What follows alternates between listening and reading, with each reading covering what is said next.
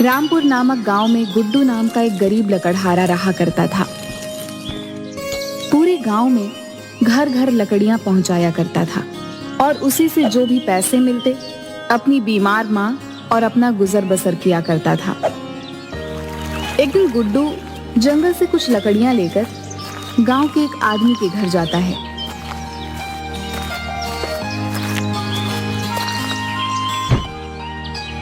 अरे कहाँ है रामू भैया? ये देखिए, ले आया मैं आपके लिए लकड़ियां। जरा बाहर तो आइए। अरे ओ भैया। अच्छा अच्छा ठीक है गुड्डू, रख दो ये लकड़ियां। अच्छा किया भाई, तुम जंगल से लकड़ियां लेकर आते हो तो थोड़ा काम आसान हो जाता है, वरना कौन दूर जंगल में लकड़ियां लेने जाए भैया।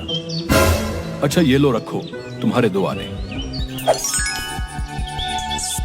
बहुत बहुत धन्यवाद रामू भैया। अच्छा अब मैं चलता हूँ।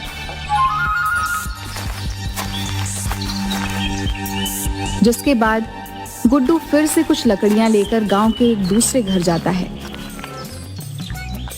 अरे कहाँ हो बबली दीदी? देखो बाहर आओ, ले आया मैं आपके लिए लकड़ियां।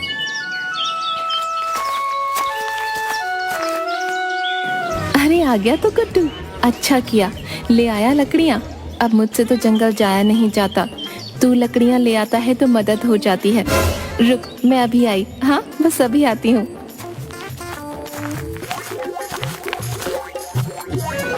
कितने चावल दूं? ऐसा करती हूँ कि इतना ही दे देती हूँ। हाँ थोड़ा कर लेती हूँ।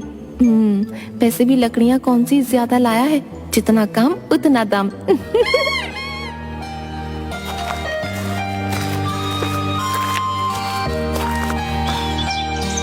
अच्छा ये ले तेरी मेहनत का फल। मेरे पास पैसे तो नहीं है जो तुझे दे पाऊं, तो ये चावल की पोटली ही रख ले। हाँ ठीक है बबली दीदी, तुम कहती हो तो मैं ये चावल की पोटली ही लिए जाता हूँ। आज इन्हें ही पकाकर माँ को खिला दूंगा। अच्छा अब मैं चलता हूँ।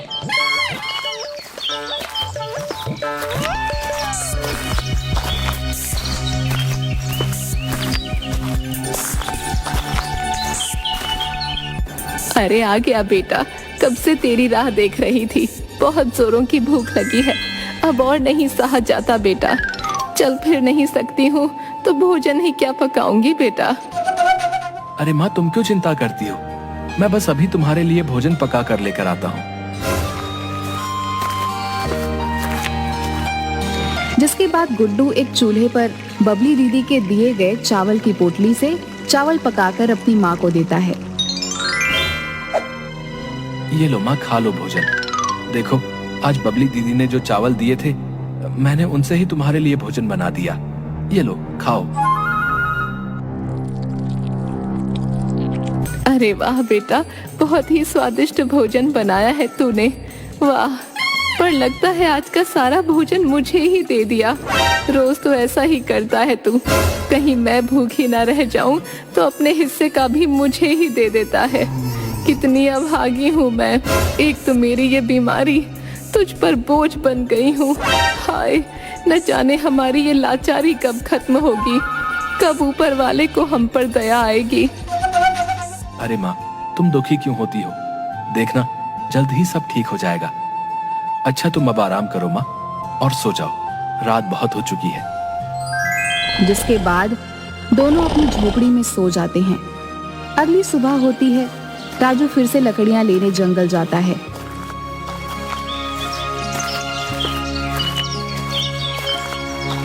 और जब थका हारा अपनी झोपड़ी में आता है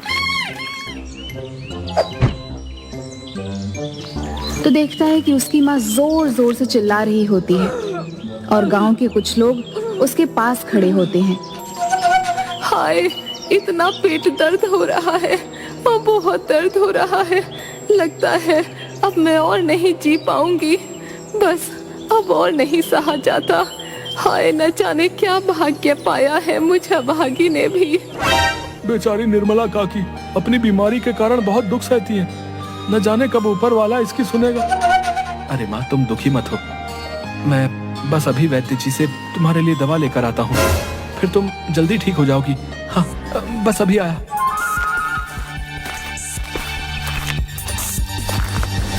तभी बहुत तेज बारिश होने लगती है और गुड्डू भीगता हुआ वैद के घर जाता है और वैद के घर का दरवाजा खटखटाने लगता है।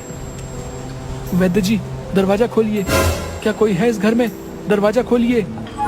लेकिन गुड्डू के कई बार बोलने पर भी कोई दरवाजा नहीं खोलता। तभी वहां पर एक आदमी आता है जो काला कंबल ओढ़े होता है। अरे कौन हो तुम? क्या तुम नहीं जानते इस घर में अब कोई नहीं रहता है? वैद्य जी का तो पिछले मास ही स्वर्गवास हो गया है। जाओ यहाँ से, कोई नहीं रहता यहाँ इस घर में।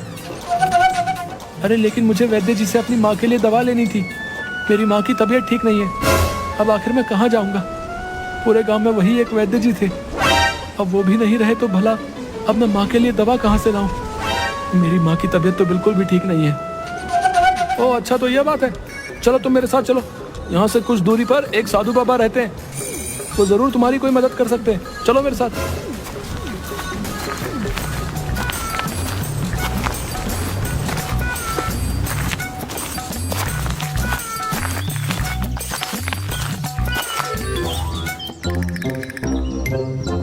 अच्छा, तो तुम आ गए। आओ आओ गुड्डू, हम तुम्हारी ही प्रतीक्षा कर रहे थे। अरे साधु महाराज, क्या आप मुझे जानते हैं? मैं बहुत दुखी हूँ महाराज, मेरी मदद कीजिए। हाँ हाँ बच्चा, मैं सब जानता हूँ, तुम चिंता मत करो। गुड्डू, इसे अपनी माँ को दे देना, वो कुछ ही पलों में ठीक हो जाएगी। बहुत बहुत धन्यवाद साधु महाराज, बहुत बहुत धन्यवाद।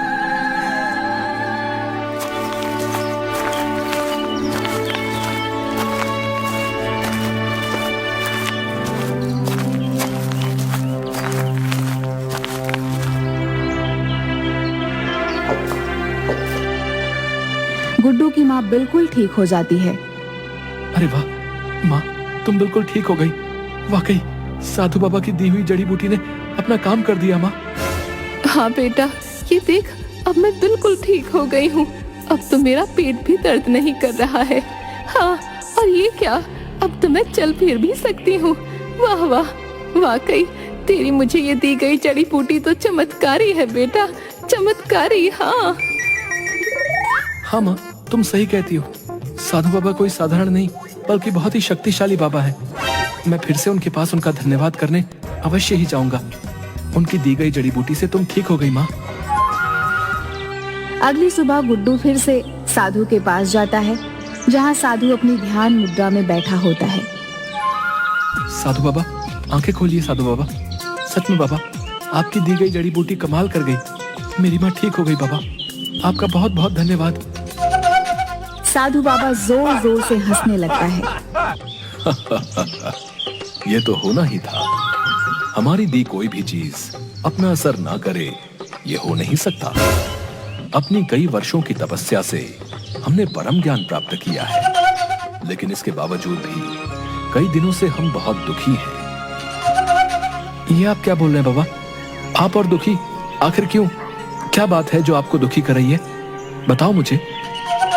अपनी आराधना समाप्त करने के बाद मैं यहाँ से थोड़ी दूर अपनी झोपड़ी में रहता हूँ, जिसमें मैं जाकर विश्राम करता हूँ। लेकिन कल रात आए तूफान की वजह से मेरी झोपड़ी तहस नहस हो गई और अब मेरे पास कोई ऐसा स्थान नहीं जहाँ मैं विश्राम कर सकूं। इस जंगल में आधी रात को जंगली जानवर आया करते हैं। मुझे भय है यहाँ इस स्थान पर अकेला देखकर वो मुझे अपना भोजन न बना लें। अरे अच्छा, तो ये बात है। आप चिंता मत कीजिए, मैं एक लकड़हारा हूँ। आपकी समस्या का उपाय है मेरे पास। चलिए, आप मुझे अपनी टूटी हुई झोपड़ी के पास ले चलिए।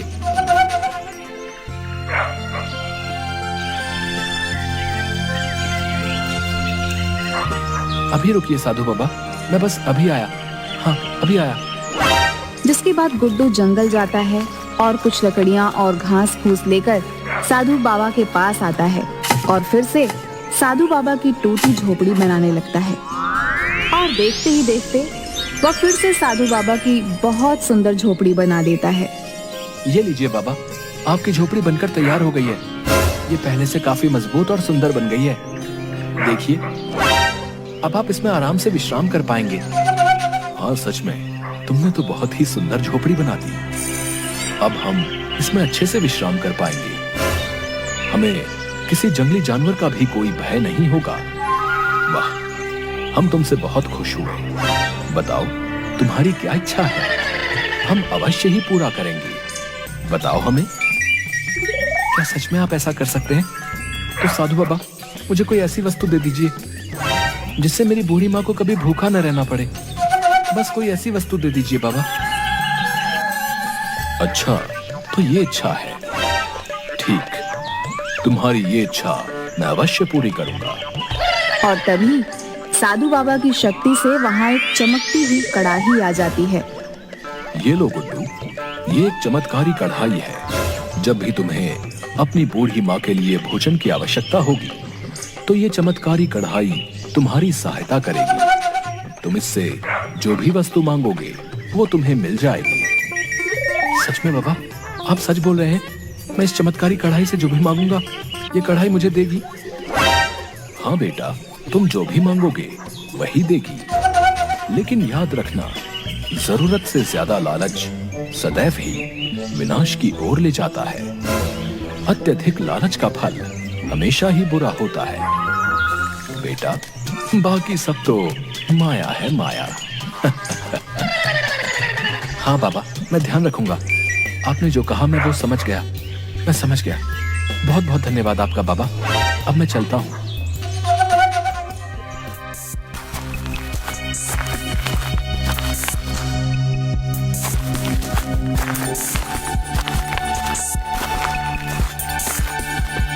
तभी उसकी बूढ़ी माँ कहती है, अरे आ गया तू बेटा, कब से तेरी राह देख रही थी। आज तो घर में एक भी अनाज का दाना नहीं है। अरे लेकिन तेरे हाथ में ये कढ़ाई कहाँ से आई? बता, क्यों लेकर आया है तू ये? अरे माँ, आहिस्ता बोलो। आजकल तो दीवार के भी कान होते हैं। ये कोई मामूली कढ़ाई नहीं है, बल्कि चमत्कारी है। साधु बाबा ने दी है। रुको अभी। चमत्कारी कढ़ाई, मुझे खूब सारा भोजन चाहिए जिससे मेरा और मेरी माँ का पेट भर जाए। जल्दी से मुझे खूब सारा भोजन दे दो, खूब सारा।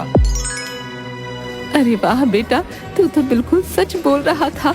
ये तो सच में चमत्कारी कढ़ाई है। हाँ, अरे वाह वाह, कितना सारा भोजन। हाँ माँ, देखो कितना सारा भोजन आ गया है। वाह, चलो अब भोजन करते हैं। अब से गुड्डू और उसकी माँ को जब भी भोजन चाहिए होता था तब वह उस चमत्कारी कढ़ाई से मांगते और रोज बड़े चाव से भोजन करते। लेकिन फिर एक दिन गुड्डू की पड़ोसन बबली गुड्डू के घर आती है और गुड्डू की माँ को आवाज देती, अरे कहाँ हो निर्मला काकी, तनिक बाहर तो आओ जरा। अरे ओ काकी, देखो तो जरा, बबली आई है। आओ ना, बाहर आओ। अरे आओ आओ बबली बेटी, कैसे आना हुआ? आज बड़े दिन बाद आई हो। सब ठीक तो है? अरे हाँ काकी, सब ठीक है। क्या बताऊं काकी, बड़ी ही दुखी हूँ। अब तुम तो जानती ही हो, कई दिनों से मेरी बोई फसल खराब हो रही है, तो घर में अनाज का एक भी दाना नहीं है। तो तनिक अगर थोड़े से चावल मिल जाते तो अच्छा होता काकी। आज भूखा नहीं सोना पड़ेगा। बबली की ऐसी बातें सुनकर गुड्डू की माँ को बबली पर दया आ जाती है। अच्छा अच्छा, ठीक है, तुम यहीं रुको, मैं अभी तुम्हारे लिए चावल लेकर आती हूँ। अरे ओ चमत्कारी कढ़ाई, मुझे खूब सारे चावल चाहिए। अरे बाबा, ये क्या, इतने सारे चावल, वो भी इस मामूली सी कढ़ाई से? दैया रे दैया, वाह वाह, अब तो मुझे कढ़ाई चाहिए। हाँ, कितना अच्छा होगा अगर ये चमत्कारी कढ़ाई मेरे पास आ जाएगी। इससे अपनी हर इच्छा पूरी करूंगी। हाँ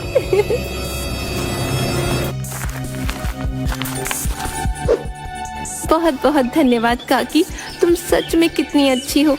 वाह वाह, ऊपर वाला तुम्हें लंबी उम्र दे काकी। अरे देखो तो सही इस चालाक बुढ़िया को, देखो तो पूरी की पूरी चमत्कारी कढ़ाई लेकर बैठी हुई है और मुझे दिए ये कुछ चावल के दाने, जिन्हें लेकर बबली अपने घर चली जाती है।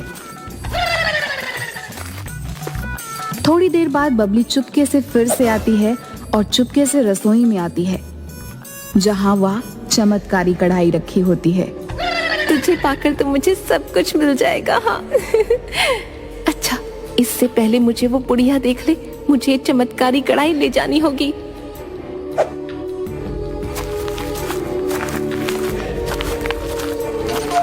हाँ, अब आएगा मजा। अब मैं इस चमत्कारी कढ़ाई से अपनी हर इच्छा पूरी करूंगी। हाँ लेकिन अभी तो मुझे बहुत जोरों की भूख लगी है। हाँ अरे अरे ओ चमत्कारी कढ़ाई, मुझे खूब सारा मजेदार और स्वादिष्ट भोजन चाहिए। हाँ खूब सारा। अरे वाह, कितना सारा भोजन। वाकई तो सच में चमत्कारी कढ़ाई है। हाँ अरे वाह वाह, बड़ा ही मजेदार और स्वादिष्ट भोजन है। खाकर मजा ही आ गया। वाह वाह, क्या चमत्कारी कढ़ाई हाथ आई है। क्यों ना मैं इससे और भी कुछ मांगू। हाँ मांग के देखो। हाँ और भी कुछ मांगती हूँ। अरे ओ चमत्कारी कढ़ाई, जरा मुझे कुछ चांदी के सिक्के चाहिए। क्या तुम दे पाओगी? बस कुछ ही दे दो, मुझे चांदी के सिक्के दे दो। हाँ अरे वाह वाह, क्या अद्भुत कढ़ाई है। वाह, अब तो मुझे किसी भी वस्तु की कोई कमी नहीं होगी। हाँ जो भी मुझे चाहिए वो मैं इस कढ़ाई से मांग लूंगी। अभी मांग लूं क्या? क्या पता कल ही अपना चमत्कार न दिखा पाए तो? तब तो मेरे हाथ कुछ भी नहीं आएगा। नहीं सुन जादुई कढ़ाई, मेरे ऊपर सोने चांदी हीरे मोती पन्ना रत्न सबकी बारिश करा दे। ऐसी बारिश जो आज तक किसी ने ना देखी हो। इतना धन कि एक गांव क्या, इस पूरी दुनिया को भी मेरे धन का 1/3 कमाने के लिए कई जन्म लेने पड़ जाए। हाँ इतना दे दे बस। अब मुझे इस दुनिया का सबसे अमीर बनने से कोई नहीं रोक सकता, कोई भी नहीं। इतना बोलते ही कढ़ाई में से सोने और चांदी की बारिश होने लगती है और देखते ही देखते खूब सारा सोना चांदी गिरने लगता है और उस पर भारी भारी सोने चांदी की चीजें गिरने लगती हैं।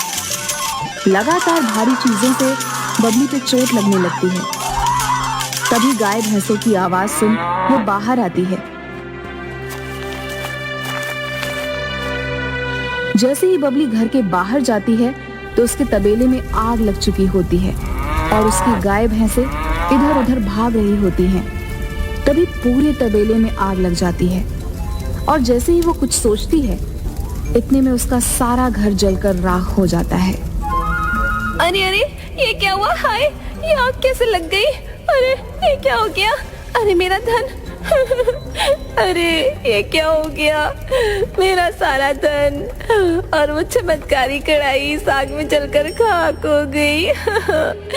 लगता है ये सब मेरे लालच की वजह से हुआ है। मुझे वो चमत्कारी कढ़ाई निर्मला काकी की झोपड़ी से चोरी ही नहीं करनी चाहिए थी। मुझे जाना होगा निर्मला काकी के पास, माफी मांगनी होगी। हाँ जाना होगा। अरे ये कैसे संभव है? ये चमत्कारी कढ़ाई तो आग में जलकर राख हो गई थी, फिर ये यहाँ कैसे? मेरी तो कुछ समझ नहीं आ रहा।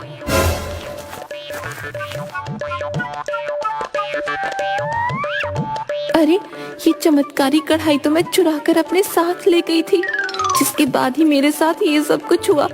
मुझे जो कुछ भी इस चमत्कारी कढ़ाई से प्राप्त हुआ था वो सब जलकर खाक हो गया। ये सब तुम्हारे लालच के ही कारण हुआ। साधु बाबा ने कहा था, जब कोई इस चमत्कारी कढ़ाई का उपयोग अपने अत्यधिक लालच के लिए करेगा तो ये चमत्कारी कढ़ाई उसके लालच का फल उसे अवश्य ही देगी। ये चमत्कारी कढ़ाई तो यही थी। ये तो मेरी इस झोपड़ी से कभी बाहर गई ही नहीं। बबली बेटी, जिस चमत्कारी कढ़ाई को तुम चुरा कर ले गई थी वो तो इसकी परछाई थी, जिसने तुम्हारे लालच का फल तुम्हें दिया। हाँ काकी, अब मैं समझ गई हूँ। मनुष्य को उसके अत्यधिक लालच का फल अवश्य मिलता है। मुझे लालच नहीं करना चाहिए था। मेरे लालच के कारण ही मेरी ये दशा हो गई।